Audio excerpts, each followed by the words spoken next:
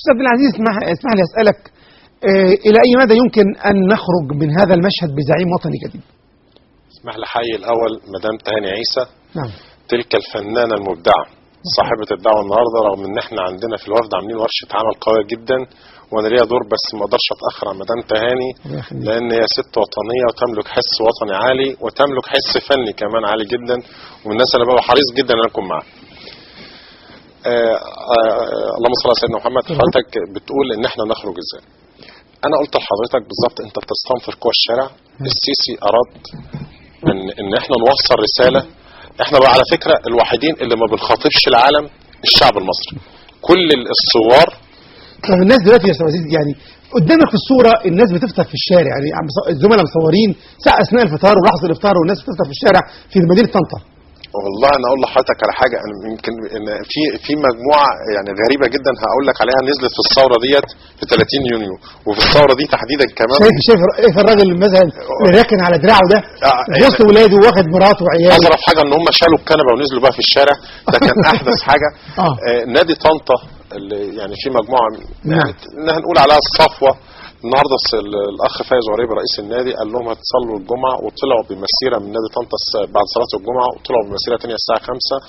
فطروا في النادي الاسر، كل اسره جابت فطارها فتره في نادي طنطا وطلعوا. شايف نادي الجزيره اللي عمره ما شارك في اي حاجه طلع عن بكرة أبيه في 30 يونيو، وده سجلها التاريخ. وكمان النهاردة حضرتك برضو نازلين كده. بس انت مش ملاحظ ان الأسرة المصرية اللي متعودة في الفطار بتجهز وليمة وأكل وشرب، يعني مقضياها النهاردة كشري سندوتشات طعمية. الهدف أسمى من كده يا سمير بيه. البلد كانت بتتخطف، البلد كانت بتضيع. شايف الناس بتفطر فول، يعني حاجه بسيطه يعني جدا. بص شوف تواضع الفطار اللي بيفطروه، يعني لا عاملين وليمه في رمضان. بص على الصوره، حاجه جميله جدا قدامك ما شاء الله. يعني انا عايز اقول لحضرتك فيها انكار ذات وفيها نظره مستقبليه للبلد. وهنا المواطن المصري بيبرز، يعني انا عايز اقول لك ابداعه ومصنعيته في ده. انت حضرتك قالوا ده بتوع النستو يا معفنين، وبعد كده قالوا ده، قبل كده قالوا ده كنتاكي، وقالوا ده مش عارف ده الجيش بيحدف عليهم هدايا. انا شايف ناس لا في لا هدايا ولا في نستو ولا في اي حاجه، ناس نازله للبلد. في جماعه جت كانت بتحاول تخطف البلد وهتاخدها الغياهب الظلام. احنا لحقناها وهي بتتخطف. لحقنا البلد. اللي في ربع العدويه 40,000 50,000 قول 300,000. يا سيدي إن شئت قلت مليون، لكن هناك 90 مليون رافض. 90 مليون. انت حضرتك دلوقتي بتقول لا أخفيك سرا ان حسني مبارك من 2000 ما خدش قرض خارجي. لا أخفيك سرا ان كان الصندوق النقد الدولي بيتحايل عليه يديله قروض وهو اللي كان بيرفض. تخيل النهارده احنا بنقول لهم احنا مش عايزين القرض بتاع صندوق النقد الدولي. حازم الببلاوي بيقول لك النهارده امريكا بتقول له احنا هنكون داعم ليك في القرض بتاع الصندوق. النهارده في حاجه غريبه برضو، في خبر استوقفني قريته الظهر. في بارجتين قربوا من السواحل المصريه، فجي محمود زهار اللي هو محمود زهار ده احد قيادات الجيش المصري، وده صار تصريح مسؤول يعني تصريح رسمي. خاطبوا البارجتين لو انتوا كسرتوا المجال الاقليمي بتاعنا الطيران المصري هيضربها. احنا بنوصل رساله للعالم ومن حولنا العرب احنا رجعنا لحضن الامه العربيه. قالوا الامارات بترعى مصر في الكلام ده عشان اصله كانوا هيعملوا حاجه في قناه السويس وهتضرب موانئ دبي. طب والكويت؟ طب والسعوديه؟ انت فقدت دورك الاقليمي وتقزمت ولقيتك بتتكلم في اماره اسلاميه في سينا، ولقيتك بتفرط في حلايب وشلاتين. ايه اللي انت بتعمله ده؟ ايه الكلام الفاضي ده؟ اي هراء ده؟ اي هرطقه دي؟ انت رجل غير مسؤول موتور. بالفعل ده مش وطنك. انت لو ده وطنك تبقى حريص على جيشك. لو ده وطنك ما يطلعش واحد زي محمد البلتاجي يقول لك لو ما هدتوش المعامله معانا سينا مش هتهدى. يبقى انت راعي للارهاب. سيسي استاذ وزير برلوسي، كنا قد توقفنا عند امكانيه صناعه نجم او بزوغ نجم الفريق الاول فتح سيسي بعد بيانه الاول، ثم توالي الاحداث ودعوته الى هذا الخروج الان. فرغم ان هذا كلام يقلقك كسياسي. طبعا انا ارفض الزعم. نعم. انا مش عايز زعماء تاني. احنا مشكلتنا في مصر نحن نؤله الزعماء. الدولة الوحيدة في العالم اللي بتعبد زعمائها، تصنع الفرعون وتعبده، بتصنع الفرعون وتعبده. نعم. يعني الدولة الوحيدة اللي بتنتسب لفرد، فيها ناصريين وفيها فراعنة وفيها كذا وكذا. انا عايز انتسب لفكرة وما انتسبش لفرد. تمام. مشكلة الزعماء يعني الامام مالك يقول لك ايه؟ كلا يؤخذ منه ورد عليه الا صاحب القبر اشار الرسول صلى الله عليه وسلم. الزعماء للاسف ما بتشوف لهمش عيوب، يعني تشوف شوسيسكو، تيتو، نهرو، الجماعه دولت ما كنتش تقدر تطلع فيهم عيوب. هتلر كان زعيم، هتلر لما كان بيخطب كان بيقف يتفرج عليه مش اقل من 1,000,000 فرد، كان بيملأ الميادين، الوحيد اللي كان بيخطب في ميادين مفتوحه. وجمال عبد الناصر وتشوسيسكو نفس الحكايه كده. فتلاقي الناس ديت يعني فعلا الزعماء. لكن تعالى بقى شوف بقى الزعامه بقى تبعيتها ايه. في كاريزما، في التفاف شعب، لكن في حكم الشمولي، في راديكاليه، وفي بقى الاخطاء الجسام. انا عايز دوله مؤسسات يا استاذ سمير. عظيم. عايز دوله مؤسسات فيها الرئيس الدوله موظف يثاب ويعاقب. عايز في ناس تسال رئيس الجمهوريه. انت تتخيل لو في زعيم اي كيان يقدر يساله؟ الزعيم ده بيبقى كبير. انا مش عايز كبار تاني بقى. لكن لا انكر عليك، على فكره انا بنتمي للعيله كلها عسكريه. انا اخويا اللي هو في الكليه الحربيه، واولاد اخواتي كلهم ضباط، وكلهم كلنا في الجيش. الجيش في الانضباط، وفي في الامانه، وفي الناس اللي هي قد المسؤوليه، ولما يوكل بعمل بيؤديه على اكمل وجه. لكن السيسي اجله واقدره، خد البلد لطريق مستنير. راجل هو ما اتكلمش عن نفسه. انا شايف ان في تأييد شعبي. ما فيش عندي مانع لو استقال من المؤسسه العسكريه ويبقى رئيس دوله، بس للاسف مش عايزه يبقى زعيم. هو الراجل رافض اللحظه يعني. انا عايزك يعني تفسر لي هذه الفرحه في عيون الناس وهي تحمل صور الرجل. ما شفناش حد السادات صور حد من بعد السادات وعبد الناصر. لا، في ناس كتير يعني. انا اقول لحضرتك على حاجه. انا مش ناسي الجنازه بتاعت مصطفى النحاس طبعا. كانت جنازه عظيمه تشيب لها الرؤوس يعني. لكن انا عايز اقول لحضرتك هي مصر ولاده، والسيسي ينتمي لتراب مصر. على فكره انا النهارده استوقفني تصريح لابو اسحاق الحويني، قال كلام جميل النهارده. يعني هو البيان طلعه النهارده، وبالتالي اتكلموا المتحدث الاعلامي منه. هو كان تصادمي شويه برضه، شأن التيار السلفي يعني. لكن هو اتكلم عن راجل ما قدرش يعني، رغم ما كل اللي قاله ودي دعوه للعنف ومش عارف ايه والكلام الفاضي اللي عمالين يقولوه ده، لكن لا ينكر على السيسي تدينه. لان السيسي لما جاب الشيخ ابو اسحاق الحويني ومحمد حسان والمجموعه بتاعتهم ومجموعه المشايخ وقعد معهم، لقوا عنده ثقافه دينيه عاليه جدا. انا عايز اقول لحضرتك على حاجه. انا قعدت مره يعني اللي هو عصمت عميد الكليه الحربيه ده حافظ القران بالكامل، يتحدث 3 لغات حي، اللي هو السيسي، اللي هو الفريق السيسي.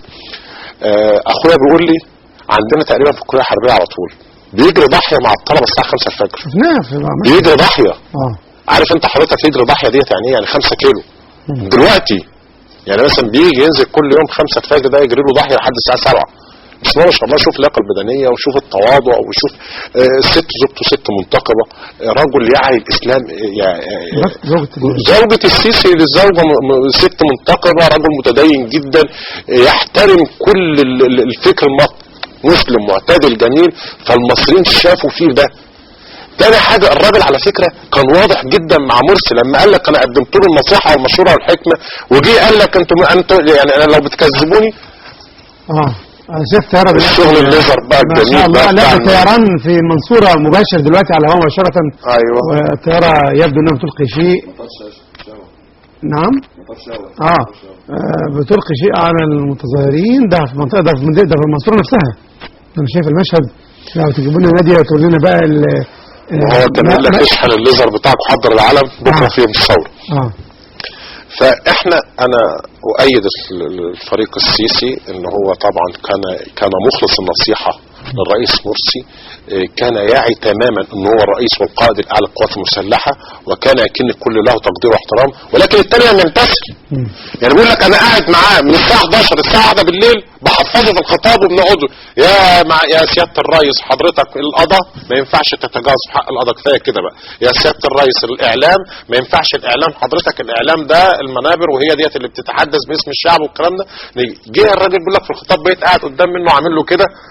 السيسي اللي قال الكلام ده قال لك بقيت قاعد ابص له وفاجئ بكلام تاني خالص. الراجل فعلا يعني احنا مشكلتنا مع مرسي ان هو ما كانش مرسي بيحكم، كان في المكتب الارشاد كله اللي بيحكم، ودي كانت المشكله، ودي كانت مشكله السيسي معاه. يعني انت حتى احنا كقوه سياسيه لما كنا بنقعد مع مرسي ونتفق مع الاتفاق ونوصل لحاجه معاه والراجل يوافق، نفاجئ ان جاي لنا من الرئاسه حاجه تانية خالص. نفس الشيء حصل مع السيسي وحصل مع الناس كلها. ايه اللي بقى حصل وخلى السيسي الناس رفعت اللافتات بتاعته؟ اولا انا عايز اقول لحضرتك على حاجه، احنا كلنا بنمارس سياسه من زمان جدا، وانا اقول لحضرتك يمكن انا يعني كنت واخد حقي ثالث ومثلث ايام حسني مبارك. انا لو تخش في سنه 2009 كنت اقف وانت يا وفد افكارك يقولوا يسقط حسني مبارك، وكل الكلام ده كنا نيجي هنا ونروح في اي قناه ونقول اللي احنا عايزينه. ويبقى الاحترام والود والتبادل بيننا وبين كل القوى السياسيه. انا اسف يعني لو اقول لك ان كل اصدقاء من الفلول وكلهم اعضاء مجلس الشعب سابقين ومن الحزب الوطني وكذا. ما حصلش ان حد وصلني ان انت كافر وانا مسلم الا في الكيان ده. ما حصلش ان حد استنفر كل قوى الشارع وخدك بالشكل العنيف ده الا الكيان ده. ما حصلش ان حد قال عليك ان ما كانش بيتحدث عن مصر وبيبص للوطن ده الا الكيان ده. الناس ديت الوطن بتاعها ده ما كانش مصر، الوطن بتاعها الجماعه، ودي كانت مشكله خطيره. الرجل الشارع عرف ده، حس بده. انا عايز اقول لحضرتك على حاجه، يمكن انا شايف، يمكن مش عايز اقول ديت ان الاسفاف في الدراما اللي موجوده في التلفزيون دلوقتي كانها كانت رساله استنفاريه ليهم. يعني انت عمال وعامل فيها ان انت كذا وبتقول يا راجل لو انت بتقول للشريعه الاسلاميه، لو بتطبق الشريعه الاسلاميه اول واحد كنت اخلع عليك الشابوه واقول لك انا راسي مفهوم. ده انت راجل مديت الخمور 3 سنين وعملت لي مزاد على الخمور والملاهي الليليه زودت لي الضرايب بتاعتها عشان تاخد كذا. انت فين الاسلام اللي انت كنت بتدور عليه؟ اي اسلام؟ ده انت اسأت الاسلام وتجرى رخيصه لما تقف على كبر تصلي التراويح. يا راجل ده فين الكلام ده؟ يا راجل ده ايه؟ وفين اماطه الاذى على الطريق؟ جايب لي الاطفال والنساء. على فكره حرام شرعا ان النساء تخرج في الحروب الا في حاله واحده، يبقى فرض عين لو دخل الكفار البلد وخلاص ما دون العرض هم داخلين بقى يتقوا الاعراض. بلاش الكفار، احنا اقول العدو خلاص. لا الكفار صراحه، لا العدو ده مش اي عدو، عدو كافر جاي يمحق الدين ويخش على العرض بقى بالذات كمان يعني صراحه. فمن الحاله دي تطلع نساء. فاشوف لك طفل حمزه شهيد تحت الطلب، واشوف لك ست ماشيه ويقول لك 3 نساء ماتوا ومش 3 نساء ماتوا. طب انت مين اللي بيقتل الناس ديت الا اذا كنت انت واحد؟ احنا على فكره ثبت من ما لا شك فيه ان الطرف الثالث كان الاخوان المسلمين. ثبت من ما لا شك فيه ان عند احداث الحرس الجمهوري، انا هقول لحضرتك، انا بقول لحضرتك انا اخويا ضابط في الجيش المصري، وانت حضرت جيش يا سمير بيه وكلنا حضرنا الجيش المصري، لا عنده خرطوش ولا عنده. طبعا النهارده ده الصور دي متاخده من دمياط، بالصور بالطياره تصوير من محافظه دمياط. طبعا عايزين نقول ان الموضوع مش قصر على مدينه بعينها، ولا هو قاصر على مكان بعينه، ولا التحرير فقط ولا ربع فقط، ولكن كل ميادين مصر. ما يرجح الان الكفه في اي جانب من الجوانب هو المشهد الرائع لكل الناس البسطه في كل الميادين وفي كل الاحياء الشعبيه في المراكز وفي القرى اللي طلعوا يقولوا نعم للفريق السيسي، نعم لمواجهة التطرف والإرهاب، نعم لمواجهة أي إجراء يحتاج إلى إجراءات قوية وحاسمة. ولكن أعود إلى ضيوفي في الاستوديو أستاذ عبد العزيز، ماذا تتوقع في الخطوة التالية من الفريق السيسي بعد أن رأى هذا التفويض الكبير وهذا الحب من الناس حاملة صورته؟ يعني شباب سيدي غازي أنا شايف أهو في كفر الشيخ، ست اللي هو بيقول ما كانش فيه كاميرا، ده احنا ما شاء الله سيدي غازي بلد اخونا زايد وزميلنا يعني. اتفضل. هو طبعا يعني في نقطه بس استوقفتني. هو كانت الفريق السيسي بيقول لك دعوه عايز تفوض من الشعب او امر من الشعب عشان اجابه الارهاب. ليه اخواننا زعلوا قوي واستنفروا الكلام؟ وانتوا الارهاب؟ يعني انا بقول ما تلتفوا، ما تيجوا انتوا معانا كمان وطلعوا معانا سلمين، وان احنا كمان نحارب الارهاب مع بعض. ليه انت زعلت؟ لا ده انت الكلام يمس عندك شيء. لما انا بقول يعني الراجل اللي هو السيسي ما جاش، الفريق السيسي ما قالش الاخوان المسلمين وحشين، او قال مثلا فريق معين كذا او اللي في رابعه. الراجل بيقول انا عايز تفويض لمحاربه الارهاب. طب انت خدت ليه سميت نفسك ان انت تكون الارهاب الا اذا كنت انت داعم للارهاب؟ شايف المشهد ده قدامنا الاخوه رقبتهم يعني احد الاخوه المصريين طبعا هي دي القماشه اللي انا مولود في بيت نصر. عايز اقول لحضرتك في حاجه، محمد ابو فرحه اللي كان بيكلمك من شويه ده البيت بتاعه قدام، يعني هو على فكره من اسره مسلمه ومحترمه جدا وراجل محترم، هو يعني مقعد ومبدع في الكمبيوتر على فكره، وصديق لقناه الدلتا. كل الحلقات اللي انا تقريبا باجي فيها هنا بيسجلها ووالدته الست قدام كنيسه مرج جذب. بشوف تعاملات الناس معاه كلها، يعني هي دي مصر.